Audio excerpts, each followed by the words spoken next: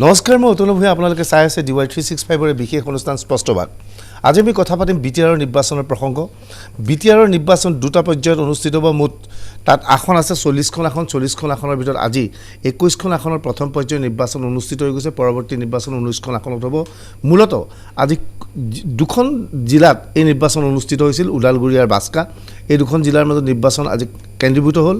আৰু দেখা গ'ল এই নিৰ্বাচনত এবাৰ ব্যাপক হাৰত নিৰ্বাচনী প্ৰচাৰ চলাইছে বিজেপিয়ে বিশেষকৈ হিমন্ত বিশ্ব শৰ্মাই যাত্ৰা আৰম্ভ কৰিছিল পৰৱৰ্তী সময়ত ৰঞ্জিত দাসৰ পৰা মুখ্যমন্ত্ৰী সৰ্বানন্দ সোণোৱাললৈকে ৰণক্ষেত্ৰত নামি পৰিছে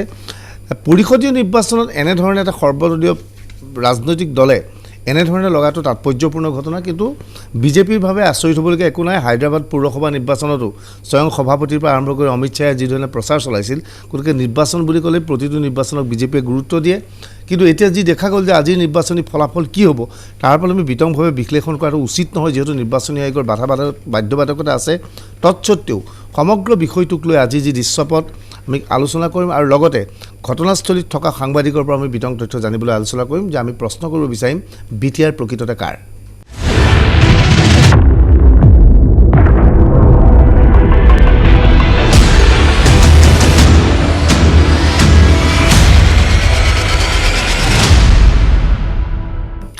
এই বিষয়বস্তুৰ ওপৰত আলোচনা কৰিবলৈ ষ্টুডিঅ'ত কেইবাজন অতিথি আছে আমাৰ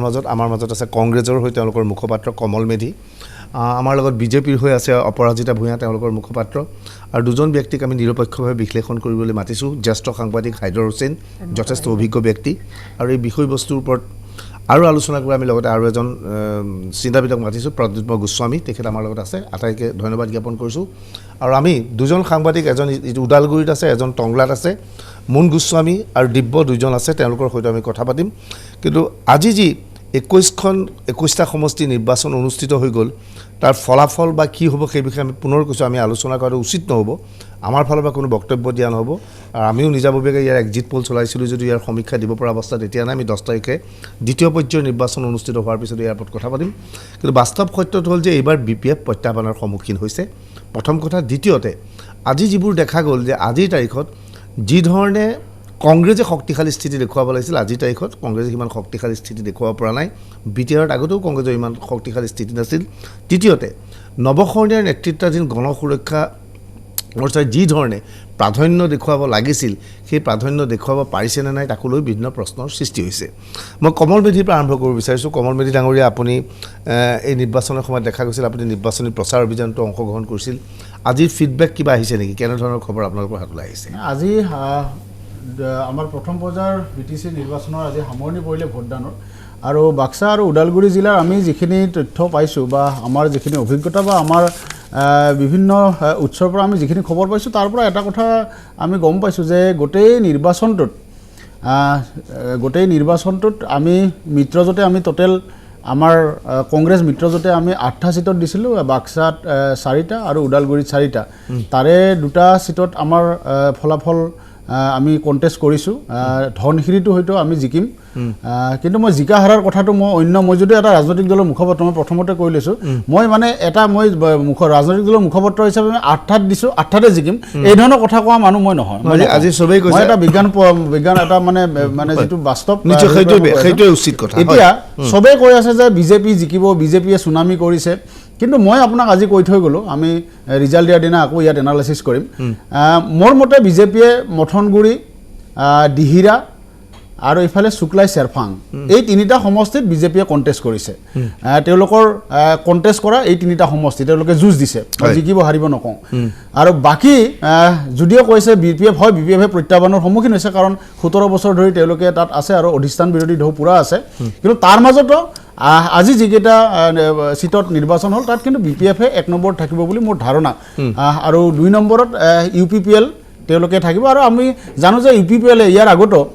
বড়ো ভোটৰ তেওঁলোকে মেক্সিমাম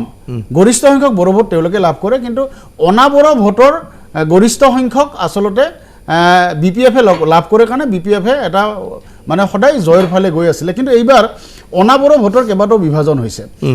বিজেপিয়ে এটা অংশ লৈছে নতুনকৈ তেওঁলোকে সোমাইছে এটা অংশ লৈছে বৃহৎ অংশ এটা আমাৰ হীৰা হৰণীয়াৰ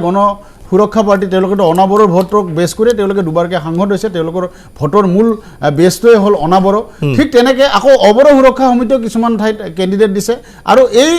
গোটেই সেয়াত আকৌ আমি দেখিছোঁ যে আমাৰ কংগ্ৰেছৰ বহুত প্ৰাৰ্থী আছে যিবিলাকৰ বেছিভাগ অনাবৰ বহুত কেইজন আছে প্ৰাৰ্থী আছে সেইকাৰণে বিজেপিয়ে যদিও তাত চুনামি কৰিব ধুমুহাৰ সৃষ্টি কৰিছে এনেকুৱা ধৰণৰ কথা কৈ থকা হৈছে কিন্তু অনাবৰ ভোটক মূল কৰিয়ে বিজেপিও তাত নিৰ্বাচন খেলিব লগা হৈছে আৰু অনাবৰ ভোটৰ কেইবা ধৰণে বিভাজিত হ'ব আৰু UPPL দেখাত UPPLৰ অৱস্থাটো খুব বেয়া যেন লাগিছে কিন্তু এটা কথা চাবি যে বড়ো ভোটৰ মেক্সিমাম যিহেতু তেওঁলোক থাকিব গতিকে বড়ো য'ত সংখ্যাগৰিষ্ঠ তেওঁলোক সেই সিটবিলাক তেওঁলোকে দখল কৰাৰ সম্ভাৱনাটো আছে মই দেখিছোঁ এইখিনিয়ে মোৰ এনালাইচিছ এই মুহূৰ্তত ঠিক মই যাম অপৰাজিতা ভূঞা আপুনিও দেখা গৈছিল যে BTR নিৰ্বাচনৰ প্ৰচাৰ অভিযানত আপুনিও তাত অংশগ্ৰহণ কৰিছিল আজি যি 21টা সিট তাৰ আপুনি কি দেখা পাইছে আপোনালোকৰ ফিডবেক কি আহিছে ধন্যবাদ অতনু ভূঞা ডাঙৰীয়া আমি এই BTAD নিৰ্বাচনৰ প্ৰথম যোনটো পৰ্যায় এই প্ৰথম পৰ্যায়ৰ নিৰ্বাচনত আমি উত্তৰপূৰ্বভাৱে তাত দলীয় দায়িত্বত আমি আছিলোঁ গতিকে প্ৰায় সুদীৰ্ঘ সময় আমি এবাৰ ওদালগুৰি আৰু এখন বাস্কা জিলাত থকাৰ মোৰ সৌভাগ্য হ'ল আৰু বিশেষভাৱে মোৰ সমষ্টিৰ দায়িত্বও আছিল গতিকে যিহেতু নিৰ্বাচনৰ কথা বহুধৰণৰ কথা আছে এইবিলাক নকওঁ সেইভাৱে গতিকে মই কমল মেধি ডাঙৰীয়াই কোৱাৰ দৰে মোৰ এটা বস্তু কমল মেধি ডাঙৰীয়াৰ ভাল লাগিছে যে তেওঁ ইয়াৰ আগতে মই টকশ্বত অংশগ্ৰহণ কৰি আছোঁ তাত কংগ্ৰেছে নিজৰ কথা ক'বলৈ নাই বেলেগৰ কথা কৈছে কিন্তু তেখেতে খুব সুন্দৰভাৱে নিজৰ কথাখিনি দাঙি ধৰিলে প্ৰথম অৱস্থাত মই সেইটো কাৰণে তেখেতক ধন্যবাদ জনাইছোঁ যে তেখেতে নিজৰ শক্তি কেনেকুৱা কি তেওঁ নিজে কৈছে কথাখিনি এতিয়া আমাৰ নিজৰ কথালে গতিকে আমি যিখিনি ঘূৰি ফুৰি যিখিনি দেখাৰ যিখিনি সৌভাগ্য হ'ল ৰাইজৰ লগত আমাৰ প্ৰত্যক্ষভাৱে মত বিনিময় কৰা যিখিনি সৌভাগ্য হ'ল ৰাইজত থকা সৌভাগ্য হ'ল এইবাৰ ৰাইজে প্ৰত্যক্ষভাৱে ভাৰতীয় জনতা পাৰ্টীয়ে এইবাৰ এই নিৰ্বাচনটোত অংশগ্ৰহণ কৰাৰ কথা আচলতে বিচাৰিছিল আৰু এই ৰাইজ আৰু দলৰ কাৰ্যকৰ্তাৰ আকাংক্ষাক ৰূপ দিবলৈ গৈ আচলতে ভাৰতীয় জনতা পাৰ্টীৰ ইলেকশ্যনটো এককভাৱে 21টা সিটৰ ভিতৰত কিমান পাম বুলি আশা কৰিছে 21টা মই ইমান অংকৰ মাষ্টৰ নহয় মই ইমান আপোনাৰ সংখ্যা দিব নোৱাৰিম কিন্তু তথাপিও আমি ওদালগুৰিত আমি মোটামুটি আমি 8ৰ পৰা 9খন আসন আমি ওদালগুৰিত পাম আৰু ঠিক তেনেকৈ ইখন জিলাতো আমি ঠিক 8টাৰ পৰা 9খন আসন আমি পাম বুলি আমাৰ মনে আমাক কৈছে আৰু ৰাইজৰ লগত আমাৰ যিখিনি থকাৰ যিখিনি অভিজ্ঞতা হ'ল আৰু আপোনাক এইখিনিতে অতন্ত ভয় ডাঙৰীয়া আৰু এটা কথা কৈ থাকোঁ যিহেতু অবড়ো আৰু বড়ো ভোটৰ কথা আহিছে মই বড়ো ভোট ৰাইজৰ কথা মই এটাই কথা ক'ম যে বড়ো ৰাইজেও এইবাৰ কিন্তু ভাৰতীয় জনতা পাৰ্টীক বহুত সংখ্যক আপোনালোকে আচৰিত পাব যেতিয়া যে ৰিজাল্ট আহিব আপোনালোকে দেখিব যে বড়ো জাতীয় এইবাৰ বড়োসকলেও যথেষ্ট সংখ্যকভাৱে এইবাৰ ভাৰতীয় জনতা পাৰ্টীৰ পক্ষত ভোটদান ঠিক আছে মই অপৰাজিতা মুহূৰ্ততে এটা ক্লিয়াৰ কৰি নিদিলে পিছত বেয়া হ'ব অপৰাজিতা ভূঞা বিজেপিৰ প্ৰতিনিধিয়ে কৈছে যিটো কথা আমাৰ মানে শক্তিৰ কথাটো মই কৈছোঁ মানে এনেকুৱা হৈছে যেন মই শক্তি দুৰ্বল এইটো স্বীকাৰ কৰিছোঁ এইটো নহয় এটা কথা তাত এটা পটভূমি আছে আমি বাস্তৱসন্মতভাৱে যদি চাওঁ মোক ক'বলৈ BPF-ৰ লগত আমাৰ যেতিয়া এলায়েন্স আছিলে সেই এলায়েন্সৰ চৰিত্ৰটো আছিল বেলেগ BPF-ৰ লগত আমাৰ এলায়েন্স থাকোঁতে আমি তাত কেণ্ডিডেট দিয়া নাই BPF-ক সম্পূৰ্ণ সহযোগ কৰিছোঁ আমাৰ মুখ্যমন্ত্ৰীকে ধৰি সকলোৱে গৈ BPF-ক ভোট দিবলৈ মুকলিভাৱে তাত কেম্পেইনিং কৰিছিলে আৰু এতিয়া BPF আৰু বিজেপিৰ এতিয়াৰ মিত্ৰতাৰ চৰিত্ৰটো বেলেগ সেইকাৰণে আমি তেওঁলোকক এৰিয়ে দিছিলোঁ আমি BPF-ক কমপ্লিটলি এৰিয়ে দিছিলোঁ মিত্ৰতাৰ মানে আমি এটা হেৰিৰে মানে এটা ধৰ্মমতে গতিকে পিছত সেইকাৰণে যোৱা কেইবাটাও বছৰ আমি তাত নিৰ্বাচনে খেলা নাই যিহেতু আমি তাত নিৰ্বাচনে খেলা আকৌ নতুনকৈ আমি তাত সাংগঠনিক কাম কাজ আৰম্ভ কৰিব লগা হৈছে ঠিক আছে প্ৰদ্যুৎ গোস্বামী আপুনি কি ধাৰণা কৰে সামগ্ৰিকভাৱে যিবোৰ খবৰ ওলাই আহিছে বা যিবোৰ তথ্য আহি আছে এনেধৰণৰ খবৰ আহিছে কোনোবাই কয় UPPLৰ সপক্ষে ঢৌ বৈছে কোনোবাই কয় বিজেপিৰ সপক্ষে চুনামি বৈছে কিন্তু 17 বছৰ ধৰি BPF আছে তেওঁলোকৰ গ্ৰাউণ্ডত যথেষ্ট শক্তিশালী বেছ আছে এনে অৱস্থাত নৱকৰণীয় গণ সুৰক্ষা পাৰ্টীৰো অনাবাৰৰ মাজত প্ৰভাৱ আছে নহ'লেনো বিজেপিৰ নৰেন্দ্ৰ মোদীৰ ঢৌৰ মাজতো অনাবাৰসকলে কিন্তু নৱকৰণীক জিকাই পঠাইছিল গতিকে স্বাভাৱিকতে BTR নিৰ্বাচন যথেষ্ট ক্ৰিটিকেল আপুনি কি ভাবে চাওক 2003 চনৰ পৰা যেতিয়া BTC গঠন হৈছিল BTC গঠন হোৱাৰ পৰা এবাৰে হয়তো এটা প্ৰথম BTC পৰিষদীয় ইলেকশ্যন যিটো ইলেকশ্যনত বৰ্তমান সময়তো গোটেই পৰিস্থিতিটো একেবাৰে ধূসৰ হৈ আছে কোনে কি গভৰ্ণমেণ্ট ফৰ্ম কৰিব একেমুখে বিজেপিৰ মুখপাত্ৰও ক'ব নোৱাৰে কংগ্ৰেছৰ মুখপাত্ৰও ক'ব নোৱাৰে বেলেগ কোনেও ক'ব নোৱাৰে এটা কথাটো হৈছে কি আজি 17 বছৰ হাগ্ৰামা মহিলাৰীয়ে BPF ফৰ্ম কৰি মানে একছত্ৰী নায়ক তেখেতে আজি 17 বছৰে মানে পৰিষদীয় ইলেকশ্যনে হওক বিধানসভা ইলেকশ্যনে হওক সকলোতে তেখেত জিকি আহিছে কিন্তু আপুনি যদি ভোটিং ডেমোগ্ৰাফি বা ভোটিং পেটাৰ্ণটো চাই BTCত যদিও বড়োলেণ্ড টেৰিটৰিয়েল কাউন্সিল বা বড়োলেণ্ড টেৰিটৰিয়েল ৰিজন হয় তাত 30% Bodo voter 70% non Bodo voter আৰু সদায় আজি হাগ্ৰামা মহিলাৰে আজি 17 বছৰ গভৰ্ণমেণ্ট ফৰ্ম কৰি আহিছে 70% অবড়ো ভোটাৰৰ 80% ভোট পায় বাকী বড়ো ভোটাৰ যি 30% আছে তাৰ 20 বা 30% ভোটটো তেওঁটো পায় গতিকে আপুনি বেসিক্যালি যদি চাই মানে আপোনাৰ খুব ক্ৰুচিয়েল ৰোল প্লে কৰে বিটিচিত অবড়ো ভোটাৰসকলে এই অবড়ো ভোটাৰসকলৰ এই ক্ৰুচিয়েল ৰোলটোৰ ওপৰত ভিত্তি কৰিয়ে আপোনাৰ হেৰিয়ে আমাৰ নৱসৰণীয়াই আপোনাৰ অবড়ো ভোটৰ ওপৰত ভিত্তি কৰিয়ে লোকসভাৰ সাংসদ হৈ পেলাই ওলাই আহিল কিন্তু এইবাৰ সেই গণসুৰক্ষা মঞ্চৰ কথাটো কৈছো এইবাৰ আজি এই কৰোনাৰ প্ৰথম পৰ্যায় যেতিয়া চলি আছিল যেতিয়ালৈকে বিজেপিয়ে তাত কেম্পেইনিঙৰ নামা নাছিল তেতিয়ালৈকে গোটেই পৰিস্থিতিটো অলপ মানে একদম হেৰি আছিল কিন্তু যেতিয়াৰ পৰা হিমন্ত বিশ্ব শৰ্মা ডাঙৰীয়া এটা মানে অদ্ভুত ধৰণৰ কেম্পেইনিং হেতু নাচিছে গাইছে যিয়ে নকক আপুনি কিন্তু কেম্পেইনিঙৰ জোৱাৰটো বৰ বেলেগ ধৰণৰ এটা জোৱাৰ এই জোৱাৰটো দেখাৰ পিছত কিন্তু গোটেই বস্তুটো অলপ ধূসৰ হৈ গৈছে অবড়ো ভোটখিনি আচলতে তেতিয়া ক'ত যাব নৱসৰণীয়া গণসুৰক্ষা মঞ্চৰ অবড়ো ভোটখিনি কিন্তু আজিৰ ডেটত মই সুৰক্ষিত হৈ আছে বুলি নাভাবো আজিৰ ডেটত যেহেতু সুৰক্ষিত হৈ থকা নাই সেই ভোটখিনি হয়তো বিজেপিলৈ যোৱাৰ যথেষ্ট সংখ্যক মানে চান্স এটা আছে অৰ্থাৎ কাৰ গেইন হ'ব পাৰে বিজেপি গেইন হৈছে স্বাভাৱিকতে বিজেপি স্বাভাৱিকতে হাগ্ৰামা ক্ষতিগ্ৰস্ত হ'ব নে বিজেপি লাভান্বিত হ'ব কি দেখিছে নহয় তাৰমানে চাওক এইখিনিতে এটা কথা আহিল হাগ্ৰামাৰ মহিলাৰ লগতে ইমিডিয়েটলি ইউপিপিএলৰ আপোনাৰ প্ৰমোদ বড়ো ডাঙৰীয়া আহিল প্ৰমোদ বড়ো ডাঙৰীয়াৰ কথাটো হ'ল কি আমি চলি আছিল যে প্ৰমোদ বড়ো ডাঙৰীয়া হয়তো বিজেপিৰ লগত লগ হৈ পেলাই গভৰ্ণমেণ্ট ফৰ্ম কৰিব আৰু প্ৰমোদ বড়ো ডাঙৰীয়া হয়তো বিপিএফক প্ৰত্যাহ্বান হিচাপে লৈ পেলাই গভৰ্ণমেণ্ট ফৰ্ম কৰিব কিন্তু আপোনালোকে কি ভাবে নাজানো মই কিন্তু এটা কথা অকণ ভাবো এই অঞ্জলি দৈমাৰী ডাঙৰীয়া নিয়ে আপোনাৰ বিপিএফত জইন কৰি দিয়া কথাটোৱে প্ৰমোদ বড়ো ডাঙৰীয়াৰ সেই ষ্ট্ৰেটেজিটোত কিন্তু কিবা এটা হয়তো ক্ষতি কৰিব কেনেকৈ কি বুলি ক'ব বিচাৰিছে মানে যেহেতু আপোনাৰ যিটো বিষয়বস্তুক লৈ পেলাই আজি 2020 চনৰ 30 জানুৱাৰীৰ দিনাখন যিখন আপোনাৰ government of India government of Assam বা এনডিএফপিৰ লগত যিখন চুক্তি হ'ল সেই চুক্তিৰ ওপৰত ভিত্তি কৰি আজি প্ৰমোদ বড়ো ডাঙৰীয়ানীৰ আপোনাৰ হেৰি এইটো ৰঞ্জন দৈমাৰী ডাঙৰীয়ানীৰ ভনীয়েক অঞ্জলি দৈমাৰী ডাঙৰীয়ানী যি আপোনাৰ বড়োলেণ্ডৰ কিবা এটা হেৰি নহয় ওমেন্স কিবা ফেডাৰেশ্যনৰ চেয়াৰমেনো হয় নহয় তেখেত ওমেন্স জাষ্টিছ ফৰামৰ চেয়াৰমেনো হয় তেখেতে যেতিয়া বিপিএফত জইন কৰি দিলে যিটো মানে সেই মানে বড়ো মানুহখিনিৰ সেই মানে যিটো বিশ্বাস আছিল ধৰক মানে ইউপিপিএলৰ ওপৰত বা যিটো আপোনাৰ সেই যিটো চুক্তিখন হৈছিল এই কথাখিনিয়ে বড়ো ভোটখিনিৰ অলপ বিভাজন এটা কৰিব বুলি পেলাই প্ৰমোদ বড়ো ডাঙৰীয়াৰ ভোটখিনি বৰ্তমান কি হয় এইটোৰ ওপৰত কিন্তু মই আজি ডেটত একো ক'ব নোৱাৰো গতিকে আজি ডেটত কি হয় মানে অতনু ভাই ডাঙৰীয়া মোৰ এনেকুৱা লাগে বিটিচি ইলেকশ্যনটোত আটাইতকৈ গুৰুত্বপূৰ্ণ ভূমিকা ল'ব নিৰ্দলীয় পৰিষদীয় মেম্বাৰকেইজনে ঠিক আছে হাইদৰ হোসেন ডাঙৰীয়া আপুনি কি ভাবে আজি গোটেই সমগ্ৰ পৰ্যালোচনা গোটেই কথাটো হ'ল আপুনি ঠিকেই কৈছে যে ভাৰতবৰ্ষৰ সাম্প্ৰতিক ৰাজনীতিত হায়দৰাবাদ আৰু বিটিএডি যিটো নিৰ্বাচন অনুষ্ঠিত হৈছে তাত বিজেপিৰ যিটো আগ্ৰাহী ভূমিকা এতিয়া অসমতো কৰোনা শেষ হৈ যোৱা নাই কিন্তু স্বাস্থ্যমন্ত্ৰীগৰাকীয়ে মুখত মাস্ক নিপিন্ধাকে 10,000-15,000 মানুহক লৈ যি ধৰণে মিটিং কৰিছে এই আগ্ৰাহী ভূমিকাটোৰ এটা অন্তৰ্নিহিত আপোনাৰ এটা লক্ষ্যও আছে সকলোৱে একমুখে স্বীকাৰ কৰিছে যে আজিৰ তাৰিখত আপোনাৰ ধূসৰ কিন্তু আপুনি নিৰ্বাচনী প্ৰচাৰৰ প্ৰতি লক্ষ্য কৰিলে বা হেৰিলে লক্ষ্য কৰিলে বিজেপি চুইপ কৰিব লাগে কিন্তু আজিৰ তাৰিখতো মই ভাবোঁ আজি যি নিৰ্বাচন হৈছে ইয়াতো এটা সিটত হ'লেও মই হাগ্ৰামা 1 নম্বৰ হ'ব বুলি ভাবোঁ 2 নম্বৰ প্ৰমোদ হ'ব বুলি ভাবোঁ 3 নম্বৰ বিজেপি হ'ব বুলি ভাবোঁ ইমানৰ পিছতো আজি তাৰিখত নে আজি যিটো নিৰ্বাচন হৈ গ'ল 21খন আসনৰ নেকটো নেক হ'ব পাৰে অলপ ইফাল সিফাল হ'ব পাৰে কোনোবাই বিজেপিক হয়তো 5খন আসন দিছে 7খনো পাব পাৰে আচ্ছা খালি ইউপিপিএলৈ আৰু 3টা দলে বিশেষকৈ হাগ্ৰামা বিজেপি আৰু ইউপিপিএলে আপোনাৰ যথেষ্ট ব্যয়সাধ্য প্ৰচাৰ চলাইছে বাকীবিলাকে তাৰ লগত আজি আপুনি ইয়াৰ কথা ক'ব পাৰে হেৰি নৱসৰণীয়া অনাবৰৰ অস্তিত্বটো বড়োলেণ্ডত অনুভৱ কৰোৱা মানুহজনেই কিন্তু নৱসৰণীয়া অৰ্থাৎ আপুনি আজি কোন গেইন হ'ব বুলি আজি মই ভাবোঁ যে গেইনটো দেখাত বিজেপি হ'ব লাগিছিল এইকাৰণে কাৰণ ওদালগুৰি আৰু বাক্সাৰ আৰু এটা ডাঙৰ কথা বিজেপি এটা ষ্ট্ৰেটেজিকেলি দুটা কৰিছে তেখেতসকলৰ এটা ৰিজাৰ্ভ ভোট আছে সেইটো কমিউনেল বুলি কয় আৱেগিক ভোট বুলি কয় অলপ উচ্চবৰ্ণ হিন্দু ভোটখিনি বিজেপিৰ পক্ষত আছে বঙালী হিন্দু যদিও শেষলৈ অলপ ভাগিছে বঙালী হিন্দু বিজেপিৰ লগত আছে নেপালী বিজেপিৰ লগত আছে কিন্তু মন কৰিবলগীয়া কথা এই যে আজি অনুষ্ঠিত হোৱা 2খন জিলাক বাদ দি বাকী জিলাসমূহত আপোনাৰ মুছলমান ভোটাৰ উল্লেখনীয়ভাৱে বড়ো ছিংগুল লাৰ্জেষ্ট কমিউনিটি 26 আৰু মুছলমান আপোনাৰ 22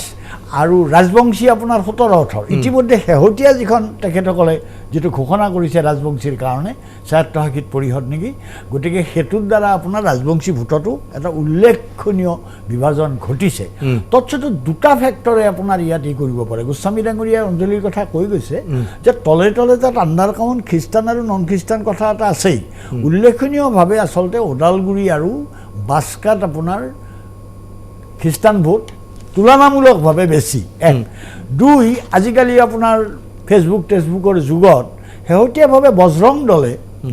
বজৰং দলৰ নেতাজনে শিলচৰত যিটো কথা ক'লে যে গীৰ্জাত যাব নোৱাৰে, তাৰ প্ৰত্যুত্তৰত কোনো মিছনাৰী এই বুলিও কৈছে তেতিয়াহ'লে আপোনাৰ মিছনাৰী স্কুলবিলাকৰ পৰা আপোনাৰ অসমীয়া মানুহে ছাত্ৰবোৰ উদ্ৰ কৰক, কালি তেওঁলোকে নিয়ক, গীৰ্জাত যদি যাবই নিদিয়ে। এই মেছেজেও মই ভাবোঁ এই মেছেজেও খ্ৰীষ্টান ভোটাৰৰ মাজত এটা সাধাৰণ প্ৰভাৱ পেলোৱাৰ সম্ভাৱনা আছে। সেইকাৰণে আজি মই বিভিন্ন ঠাইত খা খবৰ কৰি আৰু মোৰ পুৰণা অভিজ্ঞতা সেই বাহাদুৰ বসুমতাৰী MLA থকা দিনৰ পৰা ওদালগুৰিৰ লগত আমাৰ যিটো টাচ আৰু আমাৰ ফালে অজস্ৰ ভোটাৰো আছে সেইফালে পানেৰী। গতিকে মই ভাবোঁ যে আজিৰ তাৰিখত তাত এটা চিটত হ'লেও হাগ্ৰামা মহিলাৰী 1 নম্বৰত থাকিব। ঠিক আছে, কি হৈছে হাগ্ৰামা মহিলাৰ আচলতে স্থিতি কেনেকুৱা যে উদাহৰণস্বৰূপে ওদালগুৰিৰে প্ৰায় কমল মেধিয়ে বেছি ভাল কৰিছে 10খন আসন নহয় জানো ওদালগুৰি 10 নে 11খন ওদালগুৰি 10খন আসন আছিল 10খন আসনৰ ভিতৰত যোৱাবাৰ ইয়াৰে 9খন আসনত BPF দখল কৰিবলৈ সক্ষম হৈছিল কিন্তু আজি ওদালগুৰিত BPFে 9খন আসন দখল কৰিব পৰা অৱস্থাত আছেনে যদিহে 9খন আসনৰ পৰা তেওঁ আসন সংখ্যা হ্ৰাস পায় তেনেহ'লে BPFে কিমান আসন পাব মুন গোস্বামী ওদালগুৰিত আছে ওদালগুৰিত থকা মুন গোস্বামীৰ সৈতে মই যোগাযোগ কৰিব বিচাৰিম মুন গোস্বামী আজি পুৱাৰে পৰা আপুনি সমগ্ৰ ওদালগুৰিত নিৰ্বাচনী প্ৰচাৰ যি ভোটিং চলি আছিল আপোনাক মই পুৱাৰে পৰা দেখা পাইছিলোঁ দেখা গৈছিল যে ওদালগুৰিত বিগত নিৰ্বাচনত 10খন আসনৰ ভিতৰত 9খন আসনেই BPFৰ দখলত আছিল আপুনি আছে লগত বোধহয় আমাৰ ওদালগুৰিৰ সাংবাদিক গুণজিতো আপোনাৰ লগত থাকিব পাৰে আপুনি কি দেখিছে আজিৰ তাৰিখত 10খনৰ ভিতৰত 9খন আসনেই BPFে পাব পৰা স্থিতিত আছে নে 1 নম্বৰ 2 নম্বৰ এই ধৰণে সংবাদ মাধ্যমত বা গুৱাহাটীত যি চৰ্চা চলি আছে বিজেপিৰ সপক্ষে সাংঘাতিক ঢৌ বৈছে সেই ঢৌ কিবা আপুনি দেখা পাইছিল নেকি মুন গোস্বামী হয় অতনু এই মুহূৰ্তত মই ক'ব লাগিব যে ওদালগুৰিত বিগত 2015 চনৰ নিৰ্বাচনত যি ওদালগুৰি জিলাত 9খনকৈ আসন লাভ কৰিছিল BPF দলে এখন AUDF দলে লাভ কৰিছিল কিন্তু এইবাৰ BPFৰ সন্মুখত প্ৰত্যাহ্বান বহুত আছে যে পূৰ্বৰ যি 2015 চনৰ নিৰ্বাচনৰ যি ফলাফল এইবাৰো BPFৰ সপক্ষে যাব তেনেকুৱা নহয় ইয়াত বিগত সময়ছোৱাত যি ধৰণৰ নিৰ্বাচনী প্ৰচাৰ আৰু বিগত 3টা নিৰ্বাচনতকৈ যথেষ্ট পৃথক দৃশ্যপট দেখিবলৈ পোৱা গৈছিল সমগ্ৰ BTSC অঞ্চলতে বিশেষকৈ বিজেপি যেতিয়া হিমন্ত বিশ্ব শৰ্মা বা বিজেপিয়ে যেতিয়া শক্তিশালী ৰূপত ইয়াত নিৰ্বাচনী প্ৰচাৰ চলাইছিল তাৰ পিছত তাৰ পূৰ্বৰ পৰিৱেশ বেলেগ আছিল তাৰ পিছৰ পৰিৱেশ যথেষ্ট সলনি হৈছিল কিন্তু ইয়াৰ লগতে মূল কথাটো হ'ল যে এইবাৰ ভোট যি ধৰণে ভোটাৰ ৰাইজে ভোট দান কৰিবলৈ আহিছে তেওঁলোকৰ যি উৎসাহ উদ্দীপনা এই কথাটোৱে যথেষ্ট এইবাৰ গুৰুত্ব লাভ কৰিছে আৰু নিৰ্বাচনী ফলাফলৰ ক্ষেত্ৰতো এই বিষয়টোৱে যথেষ্ট গুৰুত্ব পাব আমি যেতিয়া বিভিন্ন ভোটগ্ৰহণ কেন্দ্ৰসমূহলৈ গৈছিলোঁ তাত বিভিন্ন দলীয় সমৰ্থক বা শুভাকাংক্ষী আমি পাইছিলোঁ তাত কোনোবাই কৈছিল UPPLৰ কথা কোনোবাই BPFৰ কথা কৈছিল কিন্তু অধিকাংশ এইবাৰ সাইলেণ্ট ভোটাৰ দেখিবলৈ পোৱা গৈছে মুন গোস্বামী মূলত আপুনি কোনকেইটা সমষ্টিত আজি ঘূৰিছিল আৰু সেই সমষ্টিকেইটাত কাৰ মাজত কোনটো সমষ্টিত প্ৰতিদ্বন্দ্বিতা হোৱাটো আপুনি আপোনাৰ দৃষ্টিত পৰিলক্ষিত হৈছিল ওদালগুৰি মহকুমাৰ যি 5টা পৰিষদীয় সমষ্টি আছে এই 5টা পৰিষদীয় সমষ্টিত অধিকাংশ ভোটগ্ৰহণ কেন্দ্ৰতে আমি গৈছিলোঁ তাত দেখিছিলোঁ আমি যদি ৰৌতা পৰিষদীয় সমষ্টিৰ কথা কওঁ তাত হয়তো 3কোণীয়া প্ৰতিদ্বন্দ্বিতা হ'ব পাৰে কিয়নো মই আৰু এটা কথা কওঁ যে এইবাৰ BTCৰ কিন্তু ফলাফল যি ব্যৱধান হ'ব খুব কম ব্যৱধানৰ ভিতৰত ফলাফল আহিব যোন UPPLে হওক BPFে হওক বা বিজেপিয়ে হওক ব্যৱধান খুব কম হ'ব গতিকে ৰৌতাত তেনেধৰণে BPF UPPL আৰু বিজেপিৰ মাজত প্ৰতিদ্বন্দ্বিতা হোৱাৰ সম্ভাৱনা আছে 3কোণীয়া প্ৰতিদ্বন্দ্বিতা আৰু যোনে জিকিব খুব কম ভোটৰ ব্যৱধানত জয় হ'ব ইয়াৰ ওপৰত পাঁচনৈ চেৰফাঙত বিজেপি আৰু BPFৰ মাজত প্ৰতিদ্বন্দ্বিতা হোৱাৰ সম্ভাৱনা আছে কিয়নো পাঁচনৈ চেৰফাঙত কিছু বাগিচাৰ অঞ্চল আছে বাগিচা এলেকা আছে আৰু বাগিচাৰ যিসকল চাহ শ্ৰমিক আছে তেওঁলোকৰ বিজেপিৰ কিছু সেই এলেকাত বিজেপিৰ কিছু শক্তিশালী দেখিবলৈ পোৱা গৈছে গতিকে যেহেতু বাগিচাৰ শ্ৰমিকসকল শেহতীয়াভাৱে বিজেপিৰ পক্ষত তেওঁলোক কিছু আহিছে গতিকে তেনেস্থলত তাত বিজেপিও BPFৰ প্ৰত্যাহ্বান হ'ব তাত তুমুল প্ৰতিদ্বন্দ্বিতা হ'ব আৰু UPPL দলৰো কিছু যি বড়ো ভোটাৰ ইতিমধ্যে কোৱা হৈছে যে বড়ো ভোটাৰসকলৰ ক্ষেত্ৰত অধিকাংশ ভোট কিন্তু UPPLে লাভ কৰিব আৰু অবড়ো ভোট যিখিনি ভোট আছে অন্যান্য জাতি জনগোষ্ঠী আদিবাসী চাহ জনগোষ্ঠী তেওঁলোকৰ মূল ফেক্টৰ হ'ব গতিকে এই অনাবড়ো যিখিনি ভোট আছে এইখিনি ভোট বিভাজন হৈ কাৰ পক্ষত কিমান পৰে তাৰ ওপৰতে নিৰ্ভৰ কৰিব এই সমগ্ৰ বিষয়টো কোনে শেষ আহি মাৰিব ইয়াৰ উপৰিও ভৈৰৱকুণ্ড সমষ্টিটোত UPPL আৰু BPFৰ মাজত প্ৰতিদ্বন্দ্বিতা হ'ব যদিও আমি যেটো দেখিছিলোঁ যে ভৈৰৱকুণ্ড সমষ্টিত প্ৰাক্তন NDFBৰ নেতা গোবিন্দ বসুমতাৰীয়ে এইবাৰ প্ৰতিদ্বন্দ্বিতা কৰিছে তেওঁ প্ৰথম ৰাজনৈতিক পথাৰত তেওঁ খোজ পেলাইছে আৰু তেখেতৰ কিছু অঞ্চলত কিছু ঠায়ে ঠায়ে তেখেতৰ অলপ জনপ্ৰিয়তা দেখিবলৈ পোৱা গৈছিল হয়তো BPFৰ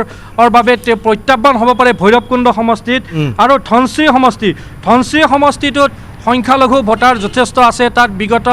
পৰিষদীয় নিৰ্বাচনত AUDFৰ দখলত গৈছিল কিন্তু এই সমষ্টিটোত যদি আমি গৈ দেখিবলৈ পাইছোঁ এইবাৰ কিন্তু সংখ্যালঘু ভোট BPFও লাভ কৰিছে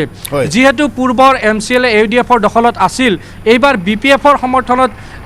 ভোট পৰিছে তাত আমাক বিভিন্ন ভোটগ্ৰহণ কেন্দ্ৰত দেখিবলৈ পাইছিলোঁ যদি সংখ্যালঘু হয় মুন গোস্বামী বহুত বহুত ধন্যবাদ আপুনি সময় দিয়াৰ বাবে মুন গোস্বামী আপোনাক ধন্যবাদ জ্ঞাপন কৰিছোঁ আপুনি দিনটো ব্যস্ত আছে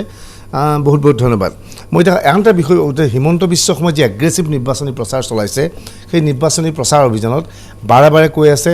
যে হাগ্ৰামা মহিলাক আক্ৰমণ কৰিছে আৰু তেওঁৰ বক্তব্য বা কোনো ক্ষেত্ৰতে এবাৰো তেওঁ প্ৰমোদ বড়োক আক্ৰমণ কৰা নাই প্ৰমোদ বড়োক টাৰ্গেট কৰি লৈছে হাগ্ৰামা মহিলাক এনে এক প্ৰচাৰ চলিছে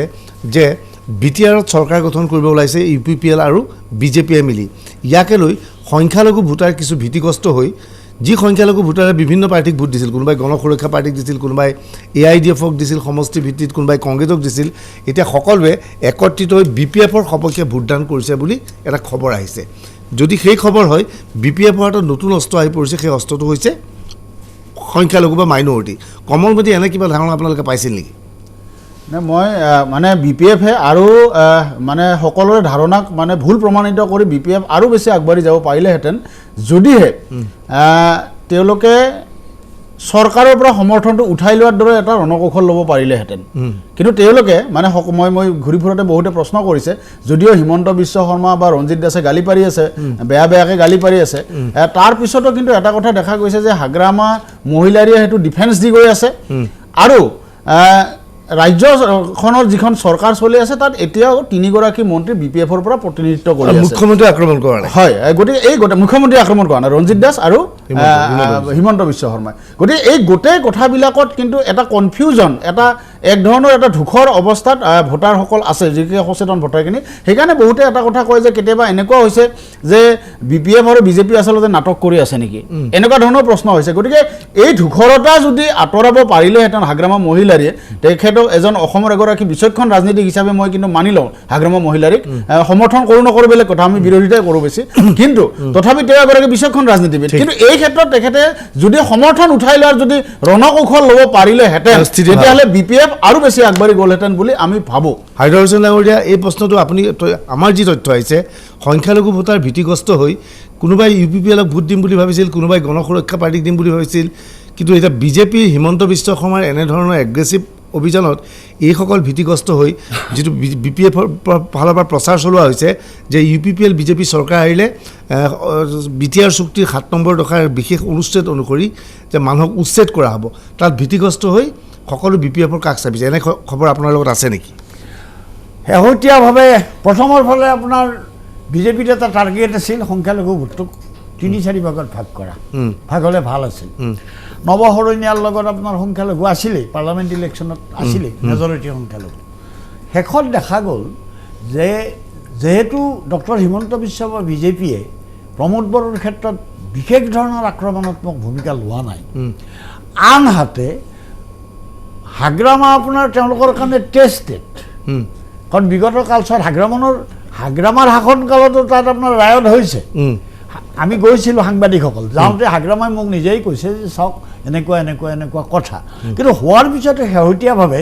এতিয়া যি অনাবৰৰ তাত ছিংগুলাৰ চিটিজেন হিচাপে আছিল এতিয়া গোটেইবিলাক দলৰ মুখত আখৈ ফুটা দি ফুটিছে মাটিৰ পট্টা এমাহৰ ভিতৰতে মাটিৰ পট্টা দিব ইত্যাদি ডক্টৰ হিমন্ত বিশ্বই কৈছে যে আইন সংশোধন নকৰাকৈ তাত পঞ্চায়ত আনিবই নোৱাৰে শেহতীয়াভাৱে হাগ্ৰামাক যি মুহূৰ্তত এটা চাইকলজিকেল কথা আছে হাগ্ৰামাক যি মুহূৰ্তত আপোনাৰ BJPয়ে গালি পাৰিব যিমান গালি পাৰিব তেওঁৰ এটা এণ্টি BJP ভাৱমূৰ্তি এনেই গ্ৰ' কৰে স্বাভাৱিকতে গ্ৰ' কৰে পক্ষ দুটা হয়েই কাৰণ এতিয়াৰ ৰাজনীতি হ'ল বিভাজনৰ ৰাজনীতি এতিয়াতো হ'বলটো কোনো কথা নাই মাইনৰিটি ভোটটোৰ লগত আহিছে মাইনৰিটি ভোট মই ভাবোঁ মাইনৰিটি ভোটৰ মেজৰিটি তেওঁলোকে প্ৰথম বিচাৰে আপোনাৰ বিজেপিৰ বিৰুদ্ধে জিকিব পৰা প্ৰাৰ্থী কোন দলত এজন ভাইবল প্ৰাৰ্থী থাকে সেইটো এটা বাছনি কৰে। এতিয়া শেহতীয়াভাৱে তেওঁলোকে ভাবিছে যে হাগ্ৰামাই অকণমান সম্ভাৱনাও শেষৰ ফালে দাঙি ধৰিছে, গতিকে ক'লে যে হাগ্ৰামাই আমাৰ কাৰণে বেষ্ট চইচ এই বুলি তেওঁলোকে থিৰাং কৰি শেষ মুহূৰ্তত যথেষ্ট সংখ্যক মাইনৰিটি হাগ্ৰামৰ ফালে চুইপ কৰা বুলি মই নিজেও বিশ্বাস কৰোঁ। ঠিক আছে, মই কিন্তু এটা বাণিজ্যিক বিৰতি ল'ম, কিন্তু দৰ্শকসকলক জ্ঞাতৰ্থে জনাওঁ যে আজি যিকেইটা সমষ্টিত নিৰ্বাচন অনুষ্ঠিত হৈ গ'ল, ধনশিৰিৰ বাহিৰে বাকীকেইটা সমষ্টিত সংখ্যালঘুৱে সাংঘাতিক নিৰ্ণায়ক ভূমিকা পালন কৰিব পৰা অৱস্থাত নাই। কিন্তু ছেকেণ্ড ফেজৰ যি ভোটিং হ'ব তাত কিন্তু সংখ্যালঘুৱে গুৰুত্বপূৰ্ণ ভূমিকা পালন কৰিব। আৰু আজিৰ ফেজটোত বিজেপিয়ে যিমান প্ৰাৰ্থী থিয় কৰাইছিল, ছেকেণ্ড ফেজত বিজেপিৰ ইমান প্ৰাৰ্থী নাই। ছেকেণ্ড ফেজত আজিতকৈ ছেকেণ্ড ফেজত নিশ্চয় কিছু কম আছে। যি কি নহওক, আমি সমগ্ৰ বিষয়বস্তুৰ ওপৰত আলোচনা অব্যাহত ৰাখিম, কিন্তু ল'ম এটা সৰু বাণিজ্যিক বিৰতি।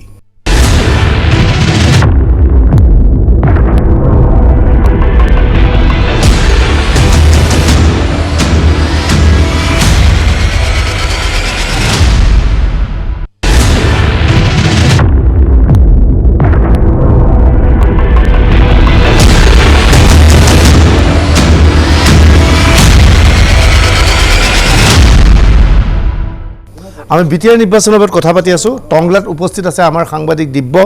দিব্যৰ কাষলৈ যাম। দিব্য, আজি আপুনি পুৱাৰ ভাগত কোনকেইটা সমষ্টিত ঘূৰিছিল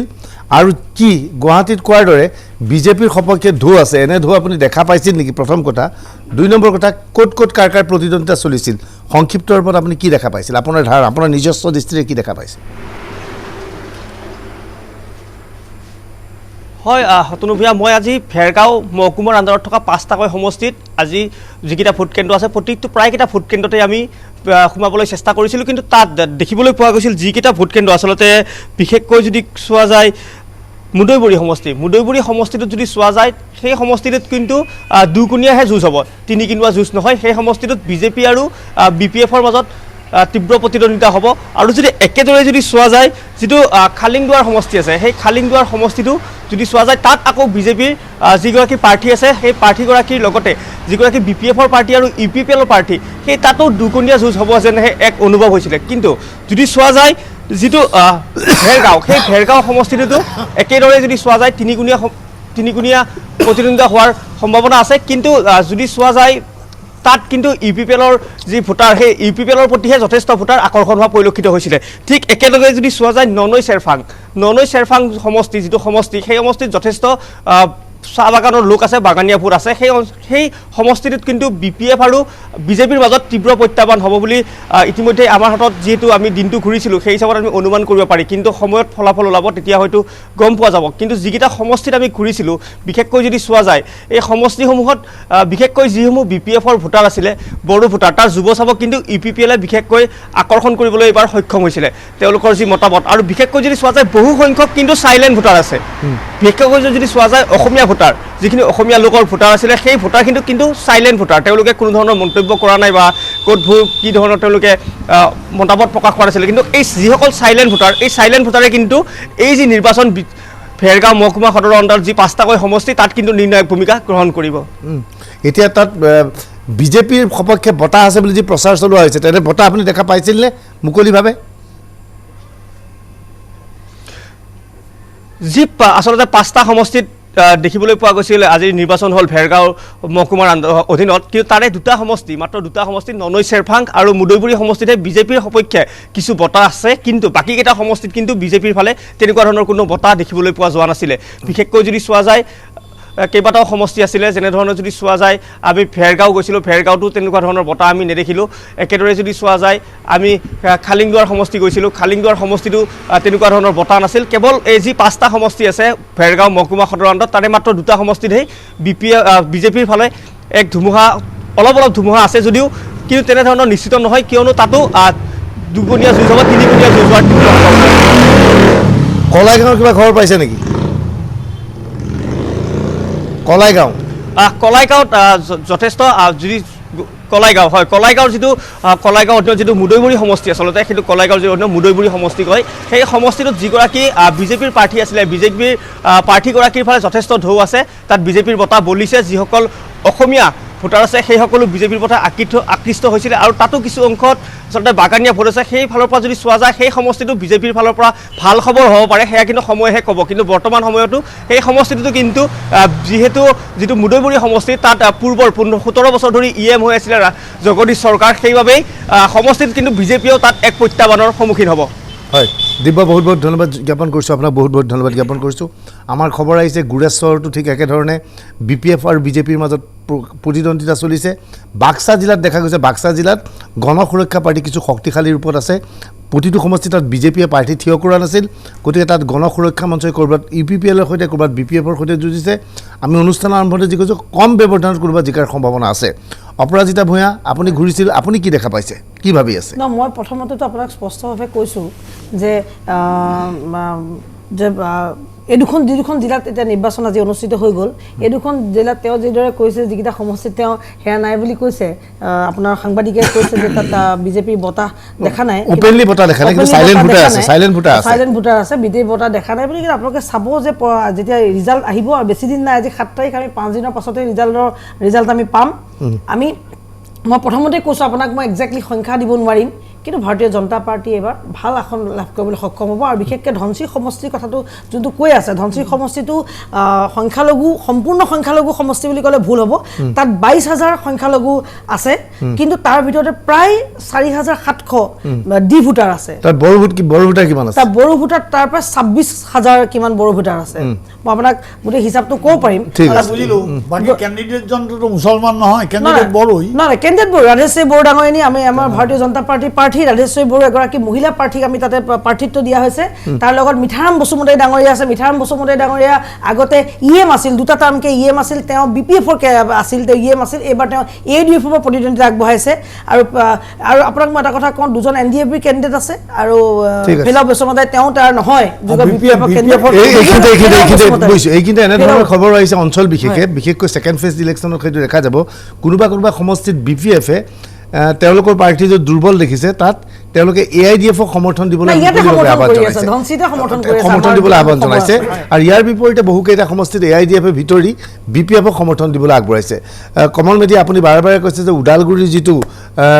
সামাজিক ব্যৱস্থা বা যিটো জনগাঁথনি সেই জনগাঁথনিয়ে আপোনাক কয় যে বিজেপি তাত জিকিব নোৱাৰে আৰু বাক্সা সংকটত কি খবৰ আছে আপোনাৰ বাক্সা সম্পৰ্কে আপুনি যদি ইমূৰৰ পৰা চাই হালবাৰী চিটটোত আপুনি দেখিব যে চক্ৰপাণি দাস অৱৰত তেখেত আগবাঢ়ি আছে বুলি আমি শেহতীয়াভাৱে গম পাইছোঁ মানে আগবাঢ়িব বুলি আৰু জনতাৰ যিটো মানে ভোটৰ যিটো গোটেই কথাবিলাক যিটো খবৰ লৈছোঁ সন্ধিয়ালৈকে তাৰপিছত বিজেপি এডভান্টেজত আছে মথনগুৰিত তাত গৌতম দাস আচলতে তাত বিজেপি জিকাৰ কোনো সমীকৰণ বা বিজেপি আগবঢ়াৰ সমীকৰণ নাছিলে কিন্তু আপোনাৰ UPPLৰ সংখ্যালঘু শ্বাহজাহান খেলিছে তাৰপিছত আমাৰ UDFৰ তাত সন্মিলিত মিত্ৰজোঁটৰ আমাৰ কেণ্ডিডেট আছে UDFৰ ঠিক তেনেকৈ BPFৰ তাত বড়ো মহিলা এগৰাকীক দিছে গতিকে অনাবড়ো ভোটখিনি আৰু নিৰ্দলীয় আছে অনাবড়ো ভোটখিনি বিভাজিত হৈ যোৱাৰ ফলত অনাবড়ো বিশেষকৈ মানে মাইনৰিটি ভোটখিনি বিভাজিত হৈ যোৱাৰ ফলত তাত বঙালী হিন্দুৰ ভোট এটা আজিৰ দিনটোত আপুনি কিমান চিট বিজেপিয়ে পাব পাৰে বুলি ধাৰণা কৰে মই মথনগুৰিটো হয়তো পাই যাওঁ মই পাবতো মই নকওঁ কিন্তু বিজেপিয়ে যুঁজ দিছে বুলি ক'লে মথনগুৰিত দিছে আপুনি এইফালে যদি চাই গণ সুৰক্ষা পাৰ্টীয়ে একমাত্ৰ ককলাবাৰী চিটটোত আজি বেছিকৈ যুঁজ দিছে মানে ভালকৈ যুঁজ দিছে বুলি আমি এটা হেৰি পাইছোঁ মুছলপুৰটো আপুনি যিমানে যিনকক BPF আগবাঢ়ি আছে ইয়াত মানে আমি দেখিছোঁ বা বাগানপাৰাটোত UPPL আপুনি যদি চাই তেনেকৈ গৈবাৰীটোত এতিয়ালৈকে ক'ব পৰা নাই প্ৰমোদ বড়ো আৰু চণ্ডী বসুমতাৰীৰ মাজত তুমুল যুঁজ আছে তাত কিন্তু বিজেপি দিগন্ত ৰাভা কিছুদিনলৈ অলপ আগবাঢ়ি আছিলে ভাল প্ৰচাৰ হৈছিলে এতিয়া কিন্তু পিছ পৰি আছে আমি যিটো দেখা পাইছোঁ তাৰপিছত আপুনি নাগৰিজুলি ধৰ্মনাৰায়ণ দাস যোৱা বছৰ বিজেপিত তাত জিকিছিলে একমাত্ৰ বিজেপি জিকিছিলে এইবাৰ ধৰ্মনাৰায়ণ দাস যদিও কৈছে যে এতিয়া শেহতীয়াভাৱে এটা ভাল যুদ্ধ কৰিছে কিন্তু তাত ৰবীনবালা বিশ্বাসে বেছিকৈ আগবাঢ়ি আছে বুলি আমি গম পাইছোঁ গতিকে বাক্সাৰ যিকেইটা দিহিৰাটোত আপোনাৰ মুখ্যমন্ত্ৰী হিমন্ত বিশ্ব শৰ্মা ৰঞ্জিত দাস চবেই দিহিৰা সমষ্টিটোত বিজেপিয়ে তাত কেম্পেইনিং কৰিছিলে আৰু তাত আমাৰ ডুমুনি মোৰ ঘৰৰ পৰা বৰ বেছি দূৰত নহয় সেই অঞ্চলটো তাত এজন চাহ বাগিচাৰ মানুহক কেণ্ডিডেট দিছে BPF তাতো আমি দেখিছোঁ যে তাত যুদ্ধ হৈছে বিজেপিয়ে যুদ্ধ কৰিছে তাত কিন্তু তাত জিকিব বুলি ক'ব নোৱাৰি গতিকে যদি আপুনি কয় যে বিজেপি আগবাঢ়ি আছে বুলি ক'লে প্ৰথম পৰ্যায়ত তিনিটা সিটত আগবাঢ়ি আছে বুলি আমি ক'ব পাৰোঁ মানে যুঁজ তিনিটা ভালকে চিটত দিছে। আগবাঢ়িলেও বিজেপিৰ কাৰণে ভাল যিহেতু তেওঁলোকৰ এটা চিট আছিল হয়। আৰু BPF-ৰ যিহেতু 9টা চিট আছিল ওদালগুৰিতে তাৰ পৰা যদি 3টা চিটো পিছুৱাই সেইটো BPF-ৰ কাৰণে বেয়া এটা বাস্তৱ সত্যটো হৈছে এনেধৰণৰ খবৰ আহিছে এই খবৰক আমি এতিয়া ভালকৈ স্পষ্টভাৱে ক'ব পৰা নাই কিন্তু ভাৰতীয় জনতা পাৰ্টি তাতকে আপোনালোকে ভবাতকে বহুত ভাল ৰিজাল্ট কৰিব এইটো চবৰ নিজৰ নিজৰ সমীক্ষা থাকে নিশ্চয়, নাই, নাই, মই আমাৰ কংগ্ৰেছৰ 8জন প্ৰাৰ্থী আছে মই এবাৰো কোৱা নাই এটা বিজ্ঞান মানে সদায় এটা পদ্ধতিগত বিজ্ঞানসন্মত হ'ব লাগে আমি সন্মান কৰিছো আপুনি ঠিক ঠিক ভাল ভাল কৰি ভাৰতীয় জনতা পাৰ্টিয়ে ভাল কৰিব আপুনি ৰঞ্জিত দাসে মই ক'ব পাৰোঁ যে তাত 8টা চিটত 8টাই কংগ্ৰেছ জিকিব। কপাল বেয়া আপোনালোকৰ কপাল বেয়া বোলে BPF-ৰ প্ৰতিনিধি নাই UPPL নাই BPF-এ ক'লে হ'লে আমাৰ বেছি ভাল হ'লে UPPL বেছি ভাল কিন্তু ব্যতিক্ৰমভাৱে মই চবেই ক'ব এইটো ক'বই হয় অকণমান মতৰ বিৰোধ কৰি পেলাই এটা কথা কওঁ এইবাৰ আচলতে বিজেপিয়ে এই কথাটো ক'ব পৰা অৱস্থাত নাই যে আমি এই চৰকাৰ গঠন কৰিম আজি দুদিনৰ আগলৈকে মানে যিটো ধাৰণা আছিল ধাৰণাটো সেই আগৰ ধাৰণাটোৱে আছিল BPF আছিল আৰু UPPL আহিছিল আমি সকলোৱে ভাবি আছিলোঁ BPL UPPF-ৰ মাজত এটা কণ্টেষ্ট হ'ব কিন্তু যেতিয়াৰ পৰা হিমন্ত বিশ্ব শৰ্মা ডাঙৰীয়াই এটা সাংঘাতিক ধুমুহাৰ গতিক কেম্পেইন আৰম্ভ কৰিলে সেই কেম্পেইনটোৱে মই নাভাবোঁ যে সি বিজেপিৰ জিকাটো সুনিশ্চিত কৰিলে কিন্তু চিষ্টেমটোক খেলি মেলি কৰিব লাগে এতিয়া এই সময়ত আমি কোনেও ক'ব নোৱাৰা হ'লো যে কোন জিকিব কোনে গভৰ্ণমেণ্ট ফৰ্ম কৰিব বিজেপি মানে লিড গভৰ্ণমেণ্টে হ'ব নে BPF লিড গভৰ্ণমেণ্টে হ'ব নে কংগ্ৰেছ লিড গভৰ্ণমেণ্টে হ'ব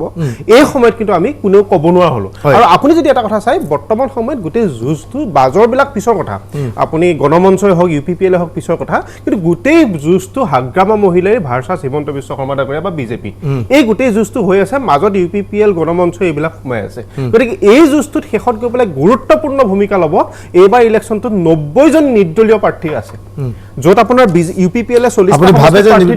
নিৰ্দলীয় গুৰুত্বপূৰ্ণ নিৰ্দলীয় 40 জন আছে 90 জন এইবাৰ নিৰ্বাচন চাওক নিৰ্দলীয় কথা কৈছে এইবাৰ নিৰ্বাচন BTR নিৰ্বাচন জীৱনত মই দেখি পোৱা নাই 17 বছৰত যে আগতে নিৰ্বাচনত BPF-এ টকা খৰচ কৰে বাকী নকৰে এইবাৰ BPF-এ টকা খৰচ কৰিছে BJP-য়ে টকা খৰচ কৰিছে UPPL-এ টকা খৰচ কৰিছে তাৰ মাজত আজমল আৰু কংগ্ৰেছে হেলিকপ্টাৰ প্ৰচাৰ চলাইছে তাৰ মাজত ক'ৰ পৰা নিৰ্দলীয় আহি গ'ল সতেজ ৰূপত সেইটো প্ৰশ্নৰ বিষয় এটা হৈ পৰিছে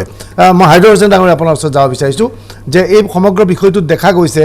যে মাইনৰিটি ভোটে এবাৰ নিৰ্ণায়ক ভূমিকা পালন কৰিব বুলি কোৱা হৈছে আৰু ইয়াৰ লগে লগে কোচ ৰাজবংশীৰ ভোটো এক গুৰুত্বপূৰ্ণ ভূমিকা পালন কৰিব এই কোচ ৰাজবংশীৰ ভোট আগতে পূৰ্বে BPF-ৰ সপক্ষে যথেষ্ট সংখ্যক গৈছিল কিন্তু দেখা গ'ল বিশ্বজিৎ ৰায়ক হিমন্ত বিশ্ব শৰ্মাই কংগ্ৰেছৰ পৰা কৌশলেৰে নিজৰ ফাললৈ আনিবলৈ চেষ্টা চলালে কোচ ৰাজবংশীৰ বাবে বেলেগ বেলেগ টোপ দিলে এনে অৱস্থাত কোচ ৰাজবংশীৰ ভোট বিভাজিত হোৱাৰ সম্ভাৱনা আছে কিন্তু বহুতে ক'ব বিচাৰিছে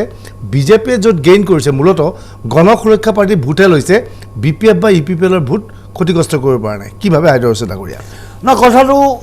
কিছু পৰিমাণে সঁচা আৰু মই ভাবোঁ যে চকুত বজা ধৰণৰ বিজেপিৰ UPPL-ৰ আৰু হাগ্ৰামাৰ যি প্ৰচাৰ হাগ্ৰামাৰটো দুৰ্নীতিৰ অভিযোগ বিজেপিয়ে উত্থাপনেই কৰিছে কিন্তু বিজেপিনো এইবোৰ আপোনাৰ কি MLA মন্ত্ৰীবিলাকে দৰমহাৰ পইচা খৰচ কৰিছে নেকি গতিকে সিও দুৰ্নীতিৰে পইচা গতিকে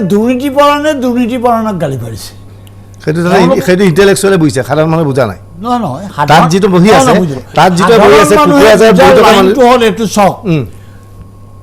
বড়োলেণ্ডত আপোনাৰ তাহানিখন চৰণ নাৰ্জাৰীয়ে যেতিয়া ভৈয়াম জনজাতীয় পৰিষদ গঠন কৰে তেতিয়াৰ পৰা তেওঁলোকৰ বড়োৰ স্বাভিমানৰ এটা চেণ্টিমেণ্ট তেওঁলোকৰ মাজত গ্ৰ' কৰিছিল বিজেপিটো হ'ল হায়াৰ কৰা পাৰ্টি আমাৰ কংগ্ৰেছো ইভেন এইফালৰ পৰাহে যোৱা তাতো প্ৰতিষ্ঠিত নেতা ফেতা তেনেকৈ নাই হাগ্ৰামা তেওঁলোকৰ টেষ্টেড কালি প্ৰমোদো টেষ্টেড নহয় বড়ো স্বাভিমানত হিমন্তৰ বক্তব্যত আঘাত আনিছে হয় শেষ মুহূৰ্তত তাত আপোনাৰ যথেষ্ট সংখ্যক আসনত বড়ো ভোট পলাৰাইজড হোৱাৰ সম্ভাৱনা আছে সংখ্যালঘুও আপোনাৰ পলাৰাইজড হৈছে বড়ো ভোট আপোনাৰ সকলোৱে কৈছিল 4 দিন আগলৈ তাত হাগ্ৰামাৰ কথা নাছিল UPPL-ৰ প্ৰমোদৰ কথা আছিল যাকে সোধে সিয়ে কৈছিল প্ৰমোদে গঠন কৰিব কোনোবাই কৈছিল বিজেপিৰ লগ লাগি গঠন কৰিব 4 দিনমান আগত এনেকুৱা এটা ধাৰণা হ'ল যে বিজেপিয়ে গোটেই মহতিয়াই নিলে কিন্তু আজি আপোনাৰ সাংবাদিকসকলে তৃণমূলৰ পৰা যি বাতৰি প্ৰেৰণ কৰিলে তেওঁলোকে কৈছে যে প্ৰায়বোৰ সমষ্টিতে আপোনাৰ টাফ কণ্টেষ্ট অব্যাহত আছে এই টাফ কণ্টেষ্টৰ বাতৰিটো যেতিয়া অহা দুদিনৰ 10 তাৰিখৰ নিৰ্বাচনলৈ বাকী দুখন গুৰুত্বপূৰ্ণ জিলালৈ যাব তেতিয়া তাতো আৰু পলাৰাইজেশ্যনৰ এটা ধাৰা আৰম্ভ হ'ব সেইকাৰণে মই ভাবোঁ ঠিক হাইদৰ ডাঙৰীয়া যে এনেকুৱা তথ্য আছে শুনি আচৰিত হ'ব মুছলপুৰ মহকুমাত ভোটিং হৈছে 79.55 80%। হা মুছলপুৰত পাৰ্চেণ্টেজ ভোটিঙৰ 80%। মথনগুৰি আদি সমষ্টিত ভোটৰ পাৰ্চেণ্টেজ 80%। প্ৰায়ভাগত 80%। 80% যেতিয়া ভোটিং হৈছে কিয় আহিছে মানে ইমান ভোট দিবলৈ কিয় আহিছে সেইটো সাধাৰণতে এণ্টি ইনকামবেঞ্চি হয় এণ্টি ইনকামবেঞ্চি এটা হয় পৰিৱৰ্তনৰ বাবে আহে নেকি? আমি যেতিয়া অসমত এনেধৰণৰ প্ৰশ্ন এটা আহিছে নেকি ইনকামবেঞ্চিও হ'ব পাৰে একাধাৰে আকৌ বেলেগে আক্ৰমণ কৰিব আছে নিজক ৰক্ষা কৰাৰো হ'ব পাৰে নিজক এতিয়া এইখিনি এই ক্ষেত্ৰত ৰতন ভূঞা মই এটা কথাত একমত নহয় কিয় মই কাৰণ BTD সীমামূৰীয়া ঠাইত মই জানো এটা সময় আছিলে য'ত BTCৰ যেতিয়া নিৰ্বাচন হয় তাত ভোট দিবলৈ নাপায় আপুনি ৰাতিপুৱা 9টা বজাত যেতিয়া যাব ক'ব যে তোমাৰ ভোট দিয়া হৈ গ'ল আগত ভোটাৰ পৰা আহি গণতান্ত্ৰিক এটা ব্যৱস্থাৰে এতিয়া কিন্তু মুকলিমূৰীয়াকৈ ভোট দিব পৰা পৰ্যায় এটা হৈছে এটা সময়ত আপুনি চাব এই যে আজি হীৰাহৰণীয়া ফেক্টৰ হৈ গ'ল হীৰাহৰণীয়া যে জিকিলে কিয় এটা সময়ত এনেকুৱা আছিলে আমাৰ অনাবৰৰ মানুহে তাত ভোট দিবলৈ নাপায় ভোট দিবলৈ নাপায় তেনেকুৱা এটা পৰিৱেশ আছিলে গতিকে মুকলি হোৱাৰ পিছত এতিয়া মানুহে হিলডৰ ভোট দিবলৈ গৈছে তাৰ অৰ্থ এইটো নহয় যে পৰিৱৰ্তন আপুনি ক'ব নোৱাৰে সেইটো আমি পৰিৱৰ্তন বুলি কোৱাটো উচিত নহয় কিন্তু পৰিৱৰ্তন শব্দটো চবেই কৈছে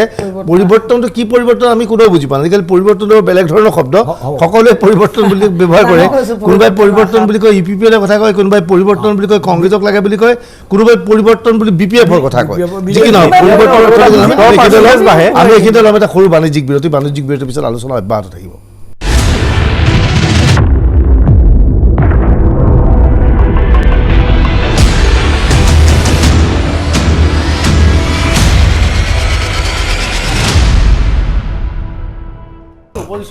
আমি কথা পাতি আছোঁ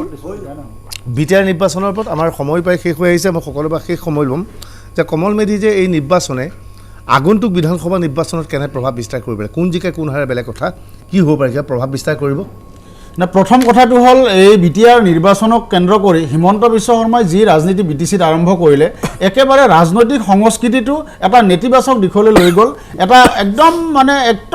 স্থূল পৰ্যায়লৈ ৰাজনীতি লৈ গ'ল যিটো BTC নিৰ্বাচনত হয় আগতে অস্ত্ৰৰ জনজননী আছিল পৰৱৰ্তী সময়ত সেইটো কমি গৈ এটা গণতান্ত্ৰিক পৰিৱেশ এটা গণতান্ত্ৰিক বাতাবৰণৰ সৃষ্টি হৈছিলে কিন্তু হিমন্ত বিশ্ব শৰ্মাই এতিয়া তাত দুই ধৰণৰ ৰাজনীতি কৰিলে প্ৰথম হিন্দু মুছলমানৰ বিভাজনৰ এটা সাম্প্ৰদায়িক মেৰুকৰণৰ ৰাজনীতি আৰু দুই নম্বৰ কথাটো বৰ্ণ হিন্দুৰ যিটো আধিপত্যবাদ বৰ্ণ হিন্দুৰ আধিপত্যবাদী যিটো ৰাজনৈতিক চেতনা সেইটো আকৌ তাত কিন্তু জাগৰিত কৰিলে যিটো অসমৰ ইতিহাসৰ কাৰণে BTCৰ ইতিহাসৰ কাৰণে এইটো এটা চিৰদিনৰ কাৰণে এটা নিগেটিভ এটা নেতিবাচক ৰাজনীতি হৈ থাকিব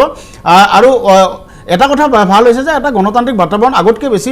হেৰি হৈছে কাৰণ সকলো ৰাজনৈতিক দলে মুকলিভাৱে প্ৰাৰ্থিত্ব আগবঢ়াব পাৰিছে চাওক গণতন্ত্ৰত আচলতে কোনো কথাই স্থায়ী নহয় আজি এজন মানুহে এটা দল লৈ 17 বছৰ শাসন কৰাৰ পিছত সেইটো গণতান্ত্ৰিক পদ্ধতিয়ে হয় বা নিয়মে হয় সেইটো সলনি পৰিৱৰ্তন শব্দটো যদিও য'ত ত'ত লগায় পৰিৱৰ্তন এটা ৰাইজৰ কাৰণে খুবেই আকাংক্ষিত লাগে আৰু হাগ্ৰাম মহিলাইও আজি ইমান দিনত আমি পেপাৰে পত্ৰে যিবিলাক কথা পাই আহিছোঁ তেখেতে যি পৰ্বতসম সম্পত্তি বা দুৰ্নীতিৰ কথা বিভিন্ন সংবাদ মাধ্যমত পাই আহিছোঁ সেইবিলাকৰ পৰা এটা কথা আমি মানে কথাটো হয় যে সলনি এটা পৰিৱৰ্তন এটা লাগে আৰু সেই পৰিৱৰ্তনটো যোনেই নহওক কিয় গতিকে এই পৰিৱৰ্তন যদি হয় এই পৰিৱৰ্তনটো কিন্তু গণতন্ত্ৰৰ কাৰণে শুভ লক্ষণ হাইদৰ ডাঙৰ মই আৰু সময় দিব নাই মোৰ সময় শেষ হৈ আছে ক্ষমা কৰিব